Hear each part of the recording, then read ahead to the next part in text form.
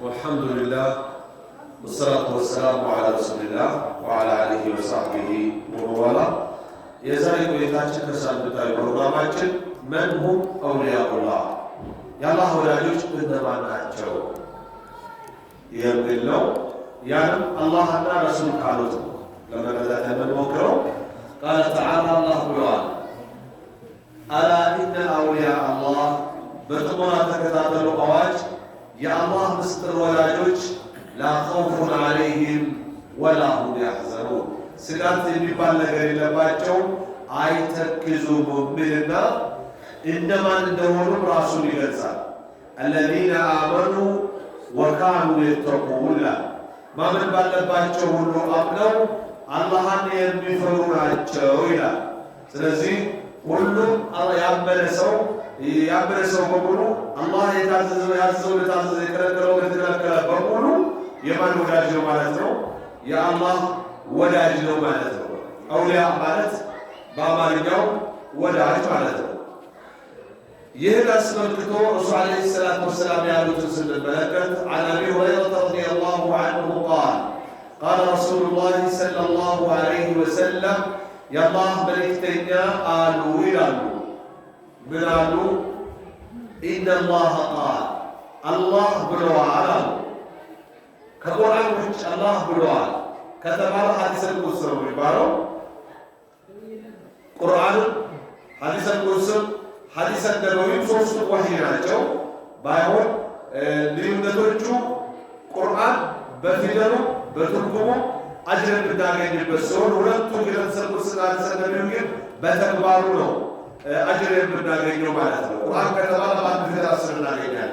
ሐዲሰል ቁድስና ሐዲስ ተብሎ ግን በአንድ ፊደል ይሄን ታገኛለህ የሚል ነገር አልተቀመጠም። ህጉ ግን የቁርአን ሂዳት ትርጉም ትንተናዎች ናቸው።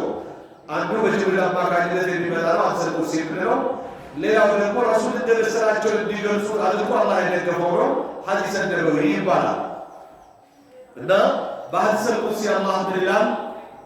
መን ዓዳ ሊ ወልየን የኔን ወዳጅ ጠላት አድርጎ የያዘ በቀልቡ ሊሆን ይችላል፣ በምላሱ ሊሆን ይችላል፣ በእጁ ሊሆን ይችላል። በሚችለው ሁሉ የኔን ወዳጅ ጠላት አድርጎ የያዘ ሰው ይላል ፈቀድ አዘንቱሁ ቢልሐርቢ በጦርነት አሳውቄዋለሁኝ።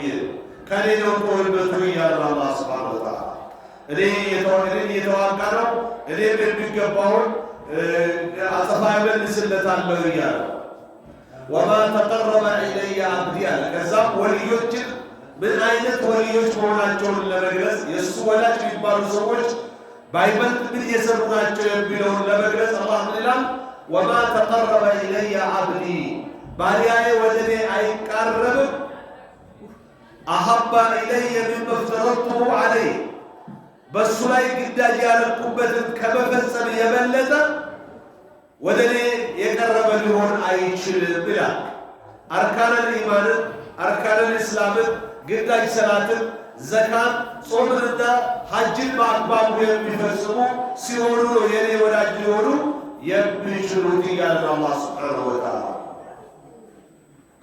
ቢነዋፊል በፍተረቱሁ ዐለይህ በእሱ ላይ ግዳጅ ካረኩበት ነገር በላይ ወደ እኔ የሚቀርብበት ምንም ነገር የለውም ይልና ተጨማሪ ደግሞ ወልይነታቸውን የአላህ ወዳጅነታቸውን የሚገልጹበትን ሲገልጽ ወማ የዛሉ ዓብዲ ትክክለኛ የኔ ወዳጅ ባሪያዬ አይወገድም የተቀረቡ ኢለየ ወደ እኔ የሚቃረብ ከመሆን ቢነዋፊል በሱና ኢባዳዎች ከግዳጅ ውጭ በሆኑ ኢባዳዎች ወደ እኔ ከመቃረብ አይወገድም እስከ መቼ ድረስ? ሐታ ኡሒበህ እኔ እስኪወደው ድረስ ይላል።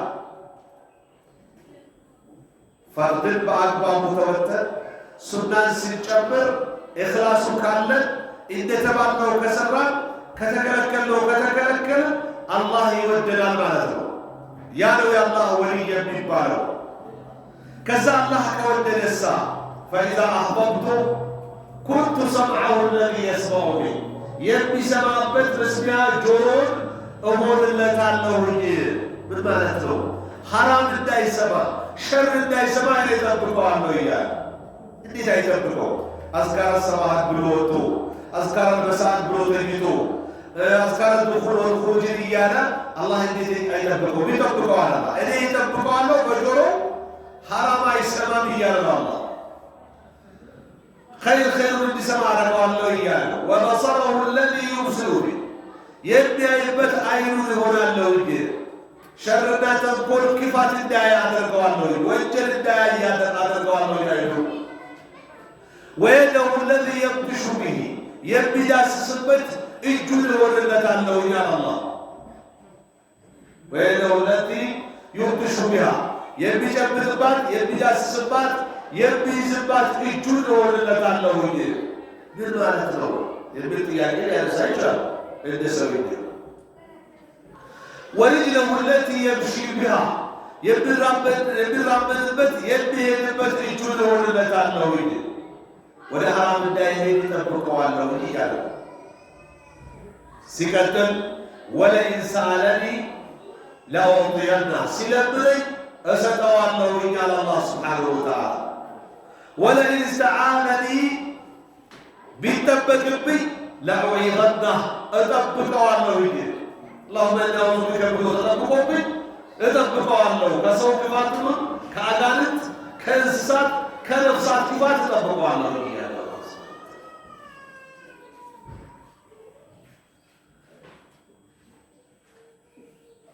وما ترددت على من التمل عن شيء أنا فاعله إليه بعد الكوكونا كمن بعيد نجر لا تلقوا على تلقوا يالكوج على من التم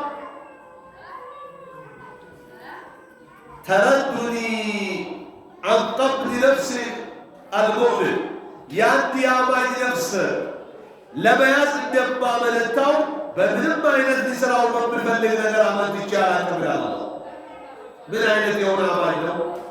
የክራው ሞትን የሚጠራ የሆነ የአማኝ ለነፍስን ከመያዝ እንደማመነታው አላመነታም ይላል። ሰከራተል ሞት የራሱ የሆነ ትንቅንቅ አለው፣ ጭንቀት አለው። ሰዎች ሞትን በቶ ወዶ አይደለም የሚሞቱት፣ እየተጨነቁ እየተደነገጡ ነው። እንደው ኪሎ እየቀነሱ ነው። ጊዜው ሲመጣ የተናዘዙ ነው የሚሉት። ስለዚህ የወደድኩት የኔን ባሪያ ትክክለኛ ታዛዥ አማኝን ሊገድለው እየፈለግኩኝ አመነታለሁ እያለ ነው። ወአክረሁ መሳአተ ላስከፋው እየጠላው እሱን ማስከፋትን እየጠላው ወላ ኩተለሁ ከሞት ግን አይቀርም፣ ይሞታል። እገድለዋለሁ ቀነቀጠሮውን ማለፍ አይችልም። ግን ልግደለው አልግደለው እያልኩኝ ሀያ አደርግለታለሁ እያለ አላህ ሱብሓነሁ ወተዓላ ረዋሁ አልቡኻሪ ኢማሙ አልቡኻሪ የዘገቡት ዘገባ ነው። ስለዚህ ከነዚህ ካሳለፍናቸው ቁርአናዊና ሐዲሳዊ ጥቅስ ወልይ ማን ነው? ትልቅ ተጠለቀ ሳጥራ የጋረደ እኔ አቅላችኋለሁ ያለ አይደለም። አላህ የከለከለውን በሙሉ ተከልክሎ ያዘዘውን በሙሉ የታዘዘ ባመን ባለበት ያመነ በሙሉ ጾታ ሳለይ እድሜ ሳለይ የአላህ ወዳጅ ወልይ ነው። አላህ ያ አላ ኢነ አውሊያ አላህ ላ ኸውፉን ዐለይሂም ወላ ሁም يحزنون على الذين آمنوا وكانوا يتقون نزع عبده يبتلقوا متلقى ያለባቸውን ብሎ የገለጸው አላህ ነው። فكل من كان مؤمنا تقيا አማኝ ጠንቃቃ የሆነ በሙሉ እንዳለው በጾታ በኢድሜ ሳንገድብ ማለት ነው ካነ ወልያ ሊላህ የአላህ ወዳጅ ነው ቢሆን ምንም ፉጋ ቢሆን ደካማ በአይን የማይገባ ድብር ውስጥ የማንከተው ሰው እንኳ ቢሆን አላህ እንደሚፈልገው ሆኖ ከተገኘ የአላህ ወዳጅ። ለምን? ሊአነ ልኢማን የሽመሉ ልዓቃኢድ ኢማን የሚባለው ነገር ሊታመንበት የሚገባ ሁሉ አቂዳ ተውሂድ የሚለውን ማመንን ያካትታል። ወአዕማል ልቁሉብ የልብ ስራን ሁሉ ያካትታል። ወልጀዋሪህ የመላ ሰውነት ስራን በሙሉ ያካትታል። ወተቅዋ ተርኩ ጀሚዕ ልሙሐረማት ተቅዋ የሚባለው ደግሞ አላህ እርም ያደረጋቸው የከለከላቸው ያገዳቸውን ነገሮች እርግፍ አድርጎ መተው ነው። ወልፈራኢድ ሙቀደመ ዐለ ነዋፊል ግዳጅ ስርዓተ ጸሎቶች ዒባዳዎች ከሱና ቀዳሚ ናቸው። ለምሳሌ ከነገ ጀምረን ዙልሂጃ 1 ብለዋል። ዙልሂጃ 9 ንጹህ የምንል ሰዎች ፈርድ ካለብን በመንገደኝነት፣ በህመምተኝነት፣ በወር አበባ፣ በወሊድ ደም የፈርድ ኢዳ ካለብን ያን ነው መክፈል የሚቀድመው ማለት ነው። በእነዚህ ቀኖች ብንከፍለው ምናልባት የቀኖቹን ፈርድ ልናገኝ እንችላለን። የአላህ ረሕመቱ ሰፊ ነው፣ ላናጣ እንችላለን። ግን ፈርዱን ጾመን ነው በሱና አጅር ልናገኝ የምንችለው እያሉ ረሱል ዓለይሂ ሰላቱ ወሰላም ከሐዲስ ሙስሊም እንዳስተላለፉ ወአሐቡ ኢለላህ ወአክሰሩ አጅረን ወሰዋባ ግዳጅን ማስቀደም አላህ ዘንድ ግድ ከሱና መቀደም ያለበትም ነው። አላህ ዘንድ እጅግ እንድንወደድ የሚያደርገን ነው። ደሞዝ አጅራችንን እንዲበዛ የሚያደርገን ግዳጁን መወጣታችን ነው።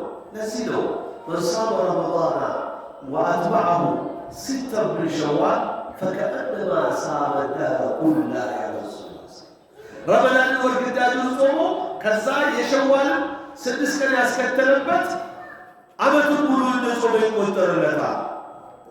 እነዚህ ቀጣይ ነገ ጀምረን የምንቀጥልባቸው አስርቶች ደግሞ በ12ቱ ወር ካሉ ቀኖች በላጭ ናቸው።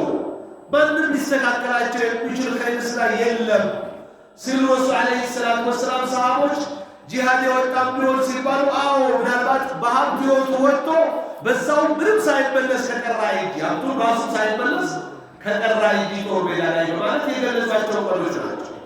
ከዛ መልፎ 9ኛው ቀን ደግሞ ያለፈውን የ1 ዓመት የሚመጣውን የ1 ዓመት ወንጀል የሚያስምር ነው ተብሎ በልዩ መልክ ተገልጾለታል። ስለዚህ ሱናዎችን ስንፈጽም ፈርዶችን አስቀድመን ሲሆን ነው ደረጃችን ከፍ የሚለው እንጂ ፈርዱ ተዝረክርኮ፣ ፈርዱ ተዘሎ፣ ፈርዱ ተበላሾ በሱና ወደ አላህ መቃረብ የለም። የዘካውን ፐርሰንት አውቆ ለሚገባው አካል የሚገባውን ፐርሰንት ከሚገባው ንብረት በሚገባው ጊዜ ያልሰጠ ባለ ሀብት ኖርማል ሰደቃ ቢያበዛ ከአላህ ዘንድ ዋጋ የለውም የተባለ ሐጅ ግዳጅ ማድረግ እየቻለን ዑምራ የምንደጋገሩ ሰዎች ዋጋ ብሶች እንደምንሆን ነው። ሐጁን ግዳጁን ቀድመን አስቀድመን ነው ከዛ በኋላ ሱናን በመደጋገም መበርታት ያለብን ማለት ነው። ሳንችል ቀርተን ወደ እንትን ሱናውን ብንችል አላህ ይረዳል፣ ያውቃል። አውቆ የረገበና ሳይችል ሳያቅ የቀራን አላህ ይሰጣል። ግን እየቻለን ግዳጅ ሳንወጣ በሱና የምንዘናጋ ሰዎች ጥንቃቄ ልናደርግ ይገባል ነው። የዛሬ ቆይታችን ይህን ይመስላል። አላህ እናንተን በሰማችሁ እንድትጠቀሙ ያደርጋችሁ። ይህንን ባሰማችሁ እያልኩኝ ወሰለላሁ ወሰለም ዐላ ነቢይና ሙሐመድ ወዐላ አሊሂ ወሰሕቢሂ ወሰለም።